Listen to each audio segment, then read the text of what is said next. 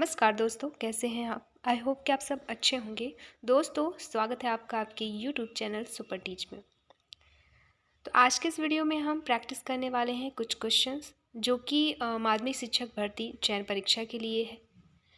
माध्यमिक शिक्षक भर्ती चयन परीक्षा का सिलेबस आप देख चुके होंगे, जिसमें कि राजनीतिक विज्ञान, ठीक है, भूगोल, ये स्क्रीन पे जो शो हो रहा है वो आपका पूरा सिलेबस है। इतिहास, कुल मिला के 20 जो हैं टॉपिक आने वाले हैं। इसके अलावा अर्थशास्त्र, तो राजनीति, भूगोल, इतिहास और अर्थशास्त्र के सब टॉपिक रहेंगे। टोटल यूनिट है 20, जिसके क्वेश्चन जो हम प्रैक्टिस करेंगे। चलिए देखते हैं एक एक करके। पहला प्रश्न दोस्तों, पहला प्रश्न है, कनिष्क के समकालीन कौन थे। ऑप्शंस जैसा कि स्क्रीन पे शो हो रहा है। पहला ऑप्शन है अश्वघोष, कंबन, नागार्जुन। दूसरा ऑप्शन है अश्वघोष, नागार्जुन, वसुमित्र, अश्वघोष, कालिदास, नागार्जुन। और चौथा ऑप्शन है कंबन, वानभट्ट और अश्वघोष। तो आंसर होगा यहाँ पे ऑप्शन नंबर सेकेंड, अश्वघोष, नागार्जुन और वसुमित्र जो है कनिष्क के समकालीन थे। अगला क्वेश्चन है, किस पड़ोसी देश को अरबों द्वारा सेरेंडिव के रूप में संदर्भित किया गया था। जिसके ऑप्शंस हैं नेपाल, पाकिस्तान, म्यांमार और श्रीलंका। आंसर हो जाएगा ऑप्शन नंबर डी, श्रीलंका को सेरेंडिव के रूप में भी संदर्भित किया जाता है। तो ऑप्शन नंबर 4 यहाँ पे सही उत्तर है। अगला क्वेश्चन, वह मूल्यांकन जो निर्देश की अवधि के दौरान छात्रों की अधिगम प्रक्रिया की निगरानी करने के लिए इस्तेमाल किया जाता है, वह क्या कहलाता है। ऑप्शंस हैं योगात्मक मूल्यांकन, नैदानिक मूल्यांकन, नियोजन मूल्यांकन या निर्माणात्मक मूल्यांकन। आंसर हो जाएगा ऑप्शन नंबर 4, निर्माणात्मक मूल्यांकन। अगला सवाल है, बीओडी अर्थात बायोकेमिकल ऑक्सीजन डिमांड से क्या अभिप्राय है। तो बीओडी से अभिप्राय है, ऑप्शन जैसे दिए गए हैं। ऑप्शन नंबर फर्स्ट, जलीय पौधों द्वारा ऑक्सीजन की मांग। दूसरा ऑप्शन, जलीय पशुओं द्वारा ऑक्सीजन की मांग। ऑप्शन नंबर थर्ड, ऑक्सीजन के लिए औद्योगिक मांग। या फिर ऑप्शन नंबर 4, जैविक अपशिष्ट द्वारा जल प्रदूषण। आंसर होगा बीओडी से आपका अभिप्राय ऑप्शन नंबर 4, जैविक अपशिष्ट द्वारा जल प्रदूषण इसका सही आंसर है। अगला क्वेश्चन, किसने परिभाषित किया कि सामाजिक विज्ञान अधिगम और अध्ययन के वैसे निकायों के रूप में है जो शारीरिक और अशारीरिक उत्तेजनाओं की पारस्परिक क्रिया को स्वीकृत करते हैं और सामाजिक संबंध बनाते हैं। तो किसने परिभाषित किया था। ऑप्शन दिए गए हैं James High, Macaulay, John Major या फिर बिनिंग एंड विनिंग। आंसर होगा option number first, James High. अगला क्वेश्चन, शोध जो अवलोकन और परिमित घटनाओं पर आधारित होता है और सिद्धांत या धारणा की बजाय वास्तविक अनुभव द्वारा ज्ञान प्राप्त करता है, वह क्या कहलाता है। ऑप्शंस हैं आनुभविक अन्वेषण, सर्वेक्षण अन्वेषण, प्रायोगिक अन्वेषण या अर्ध प्रयोगात्मक अन्वेषण। तो आंसर होगा आनुभविक अन्वेषण, ऑप्शन नंबर फर्स्ट। अगला क्वेश्चन है, सेलिगमैन के अनुसार नैतिकता और शिक्षा इसमें क्या शामिल होते हैं। ऑप्शंस है अर्ध सामाजिक विज्ञान, सामाजिक विज्ञान, शुद्ध सामाजिक विज्ञान या फिर सामाजिक निहितार्थ वाला विज्ञान। आंसर होगा अर्ध सामाजिक विज्ञान। अगला क्वेश्चन, निम्न में से कौन एक प्ले नहीं है अर्थात एक नाटक नहीं है। ऑप्शंस है भास द्वारा प्रतिज्ञा, यौगंधरायण, ठीक है, यौगंधरा यण, और दूसरा हाल द्वारा सप्तशती या भवभूति द्वारा उत्तर रामचरित। चौथा ऑप्शन है शूद्रक द्वारा वृक्ष कर्टिका। आंसर होगा इनमें से जो प्लेन नहीं है, नाटक नहीं है, वो है ऑप्शन नंबर सेकेंड, हाल द्वारा सप्तशती। अगला, मानक समुद्री स्तर का दाब मिलीबार में क्या होता है। मानक समुद्री स्तर का दाब मिलीबार में बताना है। ऑप्शन से 1000 मिलीबार, 1100 या फिर 1013.25 मिलीबार या फिर 1025.00 मिलीबार। आंसर होगा 1013.25 मिलीबार। अगला क्वेश्चन, राष्ट्रीय मानवाधिकार आयोग का गठन कब किया गया था? दोस्तों, राष्ट्रीय मानवाधिकार आयोग का गठन किया गया था 1993 में। ऑप्शन नंबर 4 यहाँ पे सही उत्तर है। नेक्स्ट क्वेश्चन है, सामाजिक विज्ञान को एक मुख्य पाठ्यक्रम का हिस्सा क्यों होना चाहिए?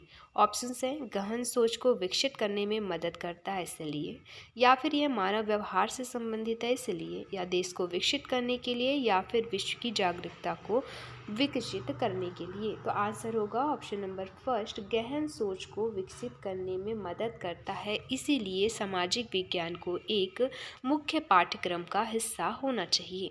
अगला क्वेश्चन, जनरल टिकट प्रणाली किसका दूसरा नाम है? ऑप्शंस है, बहुसदस्य निर्वाचन क्षेत्र का, त्रिसदस्य निर्वाचन क्षेत्र का, या फिर द्विसदस्य निर्वाचन क्षेत्र, या एकल सदस्य निर्वाचन क्षेत्र का। आंसर होगा ऑप्शन नंबर फर्स्ट, बहुसदस्य निर्वाचन क्षेत्र का दूसरा नाम है जनरल टिकट प्रणाली। नेक्स्ट क्वेश्चन, परिचर्चा पद्धति को इस नाम से भी जाना जाता है, किस नाम से जाना जाता है? ऑप्शंस दिए गए हैं जैसे परियोजना पद्धति, पूर्णतावादी पद्धति, सुकराती पद्धति, या क्रियाकलाप पद्धति। परिचर्चा पद्धति की बात हो रही है तो परिचर्चा पद्धति को जाना जाता है सुकराती पद्धति के नाम से भी। अगला क्वेश्चन है, किसी व्यक्ति के द्वारा स्वयं के भीतर झांककर स्वयं के व्यवहार का अवलोकन क्या कहलाता है? दोस्तों, ये कहलाता है अंतरावलोकन। अगला क्वेश्चन, सामाजिक परिवर्तन के रूप में शिक्षा इस दृष्टि से संबंधित है, निम्नलिखित में से कौन? आंसर ऑप्शंस हो जाएगा महात्मा गांधी, डॉक्टर राधाकृष्णन, जक्वेस रूसो, या फिर पाउलो फ्रेire। आंसर होगा ऑप्शन नंबर डी, पाउलो फ्रेire। अगला, निम्नलिखित में से किसने इंग्लिश ईस्ट इंडिया कंपनी का संस्थापक चार्टर जारी किया? ऑप्शंस हैं, एलिजाबेथ प्रथम, जेम्स द्वितीय, जेम्स प्रथम, या चार्ल्स प्रथम। आंसर होगा ऑप्शन नंबर फर्स्ट, एलिजाबेथ प्रथम ने इंग्लिश ईस्ट इंडिया कंपनी का संस्थापक चार्टर जारी किया। नेक्स्ट क्वेश्चन, विजयनगर साम्राज्य की स्थापना के समय दिल्ली का सुल्तान कौन था? विजयनगर साम्राज्य की स्थापना के समय दिल्ली का जो सुल्तान था दोस्तों, वो था मोहम्मद बिन तुगलक। Option number 4। अगला क्वेश्चन, भारतीय राष्ट्रीय कांग्रेस के प्रथम अध्यक्ष कौन थे? दोस्तों, भारतीय राष्ट्रीय कांग्रेस की प्रथम अध्यक्ष थे व्योमेश चंद्र बनर्जी। नेक्स्ट, किसने टिप्पणी की कि हमारी माध्यमिक शिक्षा हमारी शैक्षिक मशीनरी की सबसे कमज़ोर कड़ी है और इसमें तत्काल सुधार की आवश्यकता है? तो यह टिप्पणी की है डॉक्टर एस राधा कृष्णन ने। Option number second. अगला, अन्वेषण आधारित अधिगम शिक्षा के किस दर्शन पर आधारित है? दोस्तों, ये आधारित है प्रकृतिवाद पर। नेक्स्ट, भारत ने 1971 में किस देश के साथ 20 वर्षीय शांति और मित्रता संधि पर हस्ताक्षर किया? आंसर होगा सोवियत संघ अर्थात रूस के साथ भारत ने 1971 में 20 वर्षीय शांति और मित्रता संधि पर हस्ताक्षर किया। अगला क्वेश्चन, संयुक्त राष्ट्र की एक इकाई है जो कौन सी परिषद जो है संयुक्त राष्ट्र की एक इकाई है जो कि सभी सदस्य राज्यों से निर्मित है? तो आंसर होगा महासभा। दोस्तों, महासभा जो है संयुक्त राष्ट्र की एक इकाई है जो कि सभी सदस्य राज्यों से निर्मित है। अगला क्वेश्चन, भारत में हरित क्रांति के लाभ केवल किन अनाज तक सीमित थे? भारत में हरित क्रांति की बात हो रही है तो भारत में हरित क्रांति के लाभ जो हैं केवल गेहूं और चावल तक ही सीमित थे। अगला क्वेश्चन, प्राचीन और प्रारंभिक मध्ययुगीन भारत में एक संघ के प्रमुख को क्या कहा जाता था? तो प्राचीन और प्रारंभिक मध्ययुगीन भारत की बात हो रही है तो वहाँ पे संघ के प्रमुख को कहा जाता था जेतक। Option number 4। नेक्स्ट, पृथ्वी पर जीवन के इतिहास और चट्टानों की संरचना के विषय में जानकारी प्राप्त करने की एक विधि के रूप में जीवाश्मों का अध्ययन क्या कहलाता है? तो ये कहलाता है पैलियोंटोलॉजी। Option number 3। नेक्स्ट, भूमध्य रेखा पर ट्रोपोस्फियर अर्थात क्षोभमंडल की मोटाई निम्न में से किस मौसम में सबसे अधिक होती है? तो क्षोभमंडल की जो मोटाई है वो सर्वाधिक होती है ग्रीष्मकालीन मौसम में। अगला, एक वर्ष में किस अर्थव्यवस्था में उत्पादित अंतिम वस्तुओं और सेवाओं के मूल्य को और किस रूप में जाना जाता है? तो इसे एक वर्ष में जो किसी अर्थव्यवस्था में उत्पादित अंतिम वस्तु और सेवा है उसके मूल्य को जाना जाता है जीडीपी के रूप में, अर्थात ग्रॉस डोमेस्टिक प्रोडक्ट, या कहें हिंदी में सकल घरेलू उत्पाद के रूप में। अगला क्वेश्चन, उद्देश्य आधारित शिक्षण इनके द्वारा सुझाया गया है। किनके द्वारा बताना है आपको? ऑप्शंस दिए गए हैं जैसे C Norman, D W Allen, Benjamin S Bloom या डेविड क्रॉडर। तो आंसर होगा बेंजामिन एस ब्लूम के द्वारा सुझाया गया है उद्देश्य आधारित शिक्षण। अगला क्वेश्चन है, निम्नलिखित में से कौन अन्वेषण आधारित अधिगम का एक लाभ है?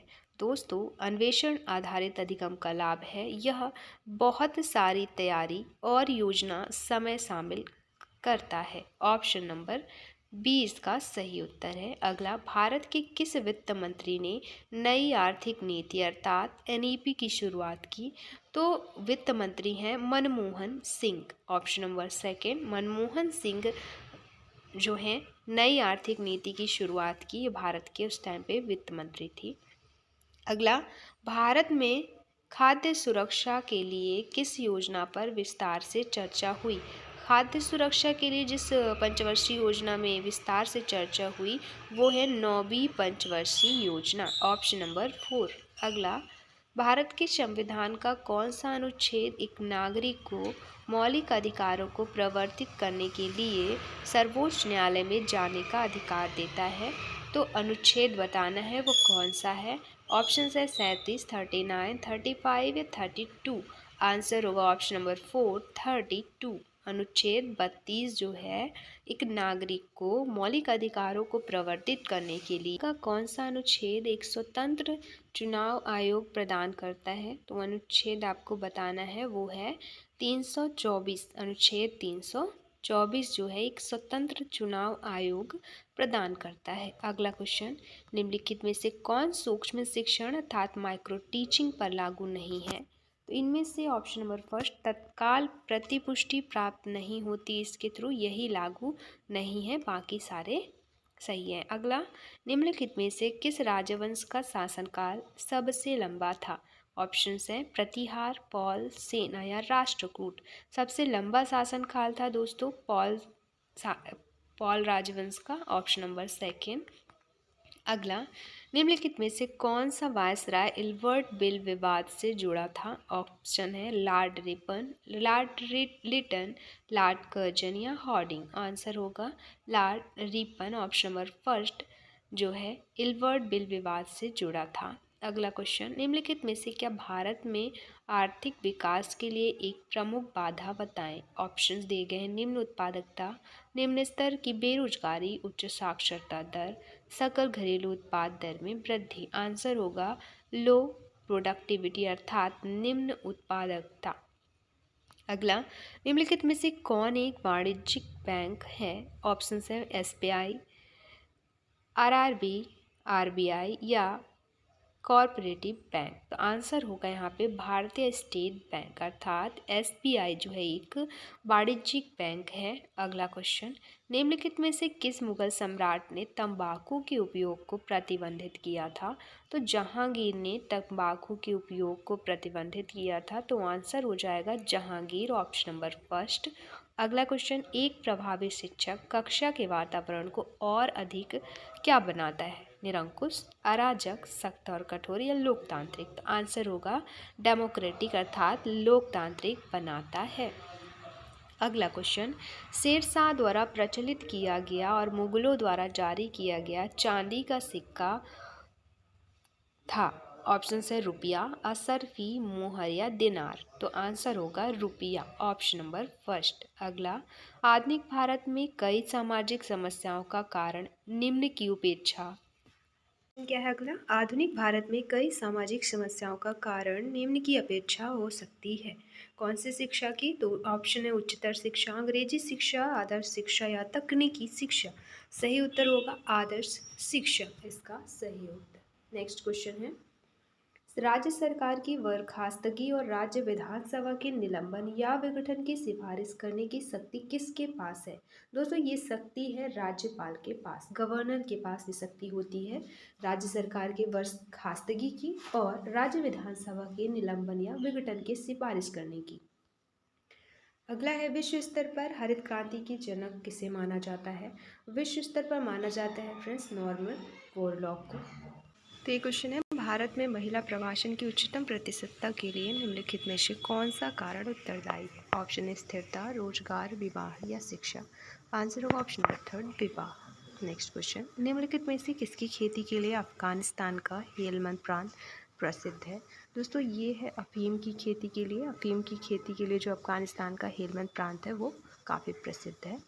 नेक्स्ट है, लाल बहादुर शास्त्री की समाधि को इस नाम से भी जाना जाता है। बात हो रही है लाल बहादुर शास्त्री की समाधि की, तो इसे जाना जाता है विजय घाट के नाम से। नेक्स्ट, प्रत्येक वर्ष सरकार किसानों की उपज के समर्थन में कृषि उत्पादों के कीमतों की घोषणा करती है, जिसे क्या कहा जाता है? इसे कहा जाता है समर्थन मूल्य अर्थात एसपी, सपोर्ट प्राइस। नेक्स्ट, दक्षिणी अफ्रीका के कितने देश मिलकर दक्षिणी अफ्रीकी सीमा शुल्क संघ का निर्माण करते हैं? तो 5 देश मिलकर इसका निर्माण करते हैं। किसका? दक्षिणी अफ्रीकी सीमा शुल्क संघ का। नेक्स्ट है, कॉफ़ी की एक प्रजाति जिसे कॉफ़ी चेरियाना भी कहा जाता है, कैफीन से मुक्त होती है, तो ये किस देश की कॉफ़ी चेरियाना उपजाई जाती है? किस देश में उपजाई जाती है? तो कैमरून में उपजाई जाती है कॉफ़ी चेरियाना। विभिन्न प्रकार के शिक्षण शास्त्र जो छात्रों को किसी खोज या अन्वेषण में सम्मिलित करते हैं और अधिगम की दृष्टिकोण को नियोजित करते हैं, वह क्या कहलाता है? आंसर होगा अधिगम का शिक्षण शास्त्र। निम्नलिखित में से असम की बराक घाटी किसके लिए प्रसिद्ध है? असम की बराक घाटी की बात हो रही है तो ये तो चाय की खेती के लिए प्रसिद्ध है। आंसर हो जाएगा T cultivation, option number 4। Next, stratospheric ozone परत की मोटाइयों को मापने के लिए किस इकाई या पैमाने का उपयोग किया जाता है? दोस्तों ये किया जाता है डॉप्शन इकाई का प्रयोग स्ट्रेटोस्फेरिक ओजोन परत की मोटाई को मापने का। अगला, भारत छोड़ो आंदोलन किस वर्ष शुरू किया गया? तो भारत छोड़ो आंदोलन 1942 में शुरू किया गया। अगला, बृहद ज्वार भाटा और लघु ज्वार भाटा के बीच अनुमानित अंतराल बताएं। अनुमानित अंतराल है 7 दिन का बृहद ज्वार भाटा और लघु ज्वार भाटा के बीच का। नेक्स्ट, सारनाथ की सिंह राजधानी किस राजा से संबंधित है? तो ये संबंधित है अशोक से। नेक्स्ट, वायुमंडल की किस परत में ओजोन गैस केंद्रित है? दोस्तों ये केंद्रित है समताप मंडल पर। 4 कॉलिथिक युग को किस रूप में भी जाना जाता है? 4 कॉलिथिक युग की बात हो रही है तो ये जाना जाता है ताम्र युग के रूप में। निम्नलिखित में से किसके शासनकाल में मुगल शासक अहमद शाह अब्दाली ने पहली बार भारत पर आक्रमण किया? तो शाह आलम द्वितीय के शासनकाल में मुगल शासक अहमद शाह अब्दाली ने पहली बार भारत पर आक्रमण किया। तो ये थी कुछ क्वेश्चन जिसका हमने प्रैक्टिस किया इस वीडियो में। मिलता है नेक्स्ट वीडियो में। धन्यवाद।